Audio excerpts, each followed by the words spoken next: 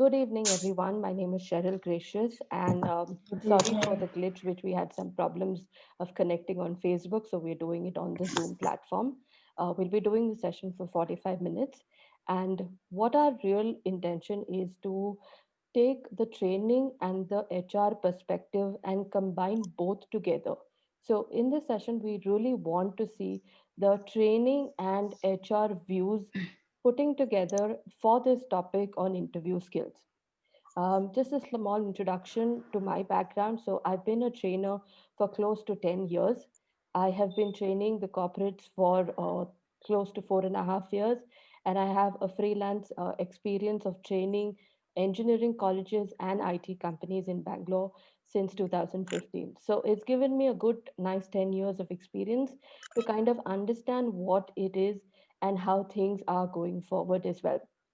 Yes, training has changed, HR has changed, and that's what we are here to discuss about the trends. So, without any further delay, I'd like to request Anupriya, who has been an experienced HR professional as well, to share her introduction, and then we'll move on to our questions. Over to you, Anupriya.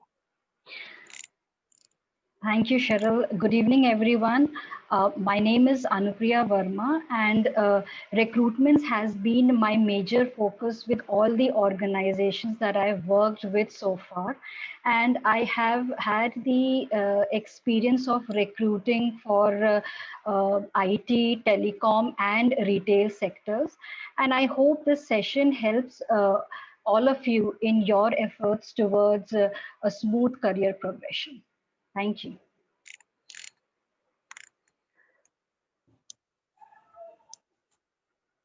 Ma'am, you're mute. Sorry. Yeah, Uh, Cheryl, you yes, is it okay? better now? Yeah. Okay. So, Yes, yes. yes, so we'll start off with the questions that we have planned for this session, and then we'll take a couple of questions that you have post the questions that we have thought of. Mhm. Okay, so the first question that we would look at is, what does a recruiter look for in a resume? All right, Cheryl. So to start with, see, a recruiter is always under a constant pressure to close all the open positions because an open position impacts the business in a negative way. So that ways, the recruiter is constantly under the pressure, and for one open position, we have to download quite a few resumes. So in this context, the attention span of a recruiter per resume is just 7 to 10 seconds. So to make an immediate impact, the look and feel of the resume has to be good in the sense that you should have clearly identified all your work experiences. The language should be clear and error free, and the font and font size should make the content on the resume readable. That is one. Second, you should always highlight the keywords in your resume. So what happens when the recruiter is scanning through the resume, he will just go through the keywords, and that will give him or her a fair idea that the resume matches the job description well, and then they are propelled to call the candidates and get more details. Third, every job description carries the experience required to perform a particular job. Okay, so you must include your total years of experience in the profile section, profile summary section. So you start with your name, you give your contact details, and then you have the profile summary, which should not exceed more than 5 to 6 lines. There you should include your total years of experience. Fourth, you should dedicate a section separately to the skills that you have acquired over a period of time. Now, these skills speak about you as an individual, and it also talks about your ability to sustain in the current career role that is being discussed. Fifth, uh, A plain vanilla resume will not uh, be of any interest to anyone. So, what will catch the immediate attention of a recruiter is that the all the roles and responsibilities have been covered. All the aspects of each role and responsibilities have been covered, and specifically the recruiter will look at how you have brought about a measurable impact on the business. So to give you an example, if you are into IT or technology jobs, what you can do is that you can talk about the various projects that you have undertaken and their revenue impact. Also, the job description, will carry the qualification required for a particular position. So here, what you must do is that you must highlight the highest and the second highest qualification. Please do not include all your qualifications starting from 10th, 12th. That is of not much relevance to the recruiter. So only your highest and your second highest qualifications are enough. Uh, my the seventh point would include including in your resume a separate section on extracurricular activities. Now extracurricular activities will speak about you. It will speak about your social skills. It will speak about your ability to learn, your ability to adapt in a particular situation, your ability to lead and to be a team player. So if you have been a part of some extracurricular activities, or if you are involved currently in some kind of a community service, please include that in your resume.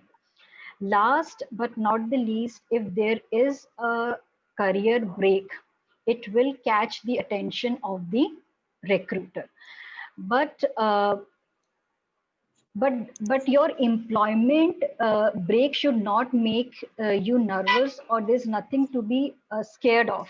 Okay, uh, you should be prepared that it will come up for discussion, and you should be honest enough to you should be honest about that break, because what we are looking, or what we want to see, is your resilience towards your profession. So these are some of the points that I look at in a resume when I'm going through them for any open position. Yes. Right. Thank you so much. I think those were really very nice 8 points of a resume. So we always start with the name. We start, with the, like you said, the professional, the Yeah. profile summary, professional summary, Mm. then going on to, Yeah. job experience, then the personal skills. Sometimes I've also added, so this is my look in a resume where I've seen many, people Mm-hmm. forwarding, they divide their resume into technical skills and personal skills. So that skill category is Yeah. sometimes subdivided. So that is also another thing which I have seen. So Correct. you may have Yes. software skills, and you may also have personal skills, so that it brings out the best of both. And I Correct. think today some skills Yeah. like making a PowerPoint presentation, or working on Excel, advanced Excel, Mhm. also requires a skill for and knowledge for those things to be applied in their job. So even those things that are Yes, very mentioned, much.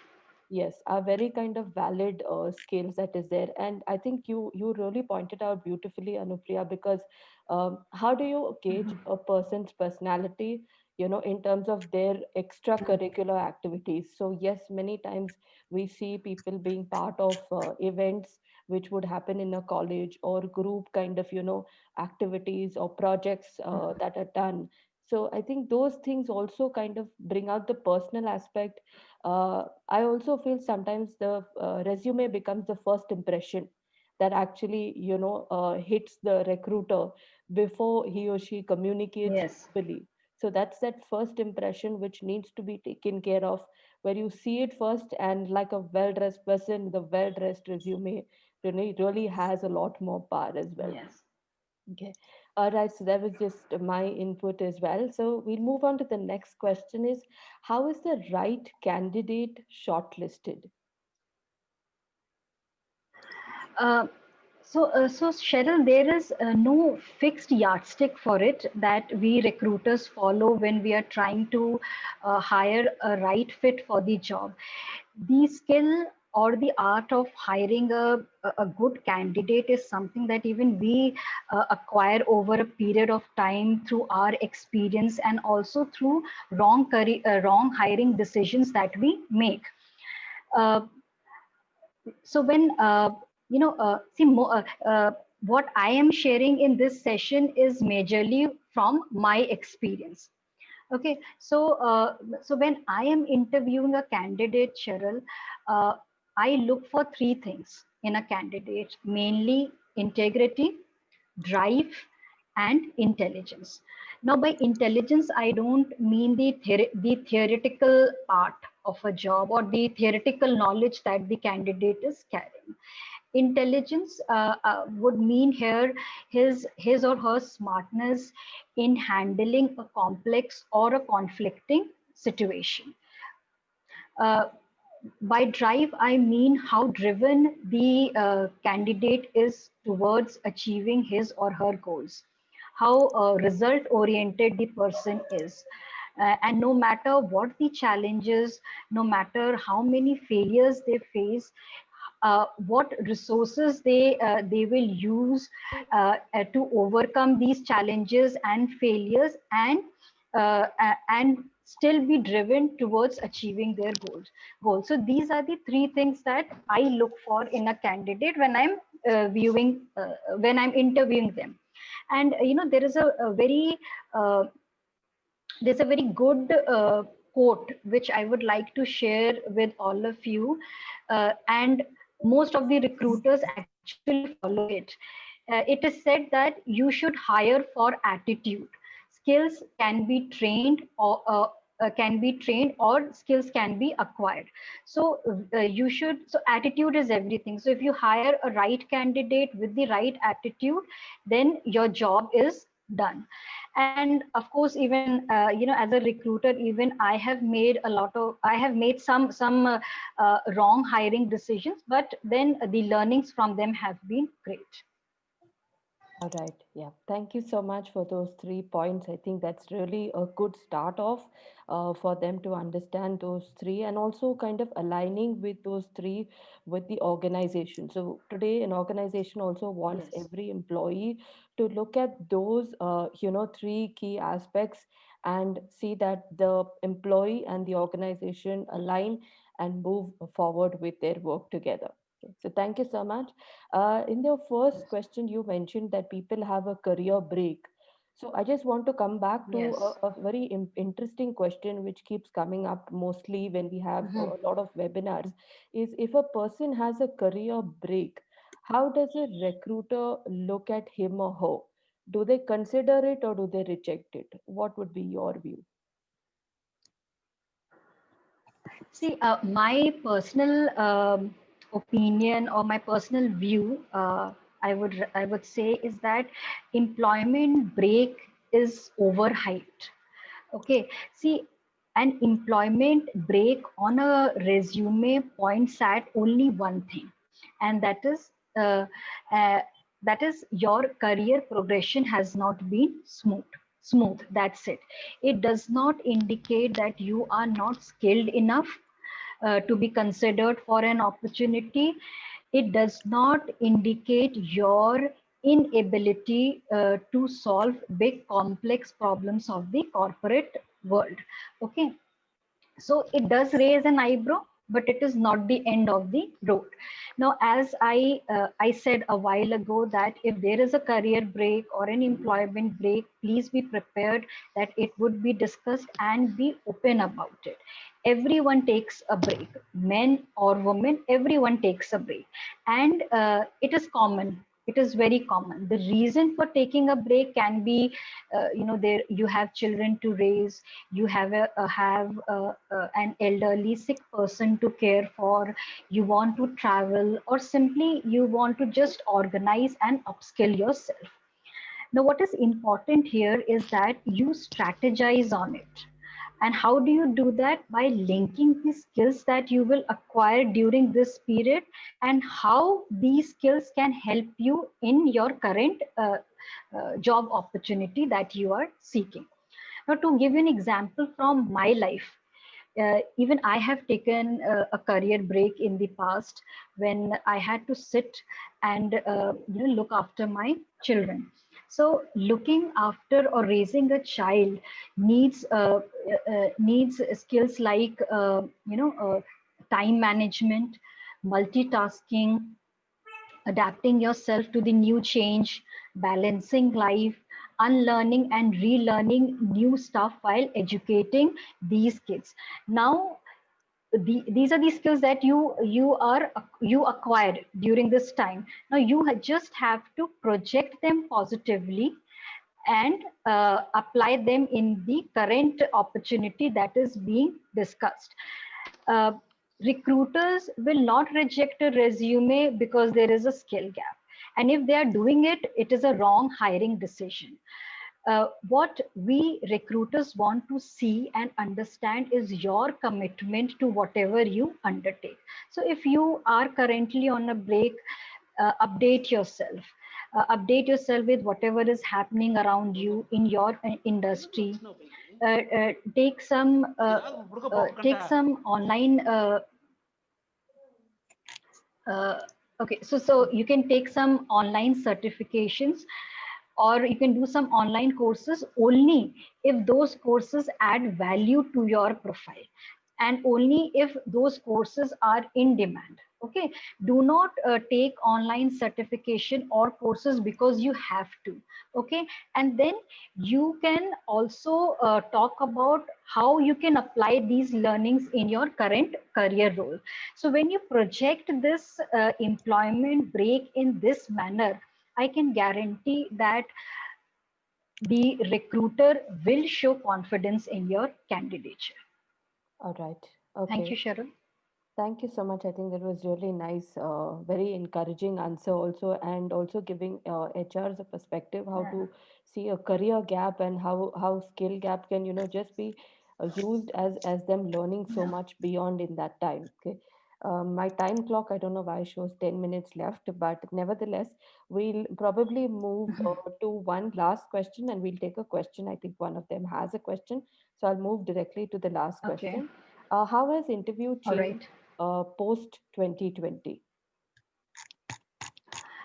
Uh, See, some of the observations, that I have seen is that, now we do a lot of virtual interviews via a video call, and this is going to be the new normal for quite some time. Also, the recruiters now are not weighing down the candidate because of because of an employment gap, because unfortunately many professionals have lost their jobs across all levels. Okay, in fact, if for some reason you lost your job, and if you can upskill yourself, then you are a preferred choice of the recruiters. And the pandemic has also opened avenues for us, because initially when a job seeker used to apply for a position, there were two options: full time and part time. But today there is a third option of remote working. So the third option has also you know uh, expanded the talent pool for us, you know and the talent pool has got expanded beyond the geographical boundaries, because now there is a plethora of good resources. So if there is a position in Mumbai, I need not look at candidates only in Mumbai. If I find a good candidate sitting in Chennai, I can interview him and get him onboarded. So these are the few changes that I have observed in the way the interviews are being conducted post COVID-19. All right. Thank you so much. Yeah, I think it seems like the world has got smaller and we have more opportunities. So we can see Yes, some applying for jobs, maybe probably internationally and still doing work from home itself. yes, Great. yes. All right, so I just moved to the Yes, chat yes. window. So Sanjeev, you have a question. I'd like to read it out. So the question that Sanjeev is posting is, we have been hearing more about visual resumes in these days. Will you please show some light on these visual resumes? Yes. So, so these We, visual resumes, are you talking about the recorded resumes, Sanjeev? Sanjeev, are you talking about a Yes, recorded resume? yes, ma'am. Yes. Yes. Okay. Okay. Either it So, may be a graphical or video based. okay. okay, video resumes, Video video resumes profiles. Your or Yeah. resumes or graphical, multimedia in vision. okay. Okay. So you have the graphics and you have the like a video as well, both together. Exactly. Okay. My view would be on it is if so, I have seen a couple of these resumes, which are I would say 80% video, okay, and 20% graphical right now, okay. For simple reasons that when you look at technical softwares, technical laptops, which can have some softwares downloaded, then it becomes very difficult for some to do it, okay. If you have a person to do it and you're paying the person to do that additional, resume different, then again it's a plus. But I've also seen a new trend which I remember, if I'm correct, yes, it's called Cash Karo, okay, CAMHKARO. So that company that has interviews going on, they actually don't ask you to email the resume as much as they say send a video recording. Now there again, the video recording could be just the way we are doing a video, okay, or it could be a video with the graphical effects. Yes, the 20% does make it a better impactful when you're looking at, the impact with graphics. So yes, I would say, yeah, that would be one of the trends which is picking up. Again, you will always find yourself limited in those resumes because they will not want to see a resume which will go on for too long. So a video going on for 20-25 minutes and each candidate, and the amount you take time to read a resume, if you map both, practically doesn't make sense. But if they limit the video to a 5-minute video of your resume, then it makes sense because 5 minutes, if I'm looking at 30 candidates per day, may be possible, but again, it's quite challenging. Another aspect when we're looking at video and graphical is if I'm looking at a profile like a graphic designer or a content, a writer and creator, designing per se, e-commerce per se, then I would say those skill set and those resumes actually kind of tilt towards that kind of new technology.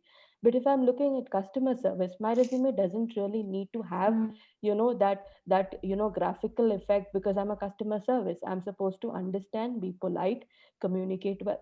So you'll have to see what is the job description, like Anupriya said, what's the JD all about, the job description, and then see. Again, video is very eye catching, so it can be very eye catching. But I would just say that if video is eye catching, it's also kind of something that you can record. Okay? So that's where you want to sound recorded, or would you want to sound proactive? You want to sound yourself. Remember, there's a recording and there's a remembering power that you can have in your interview face to face or virtual. But once you're on the job, you don't have a script. Okay, I've learned this in every job profile. All of us have never got a script as to what do you say. You just learn it on the job. So that script that is there in your small video will help you probably break the ice, but it will not take you further. Okay, that's just my view on it. Anupriya, you'd like to share anything?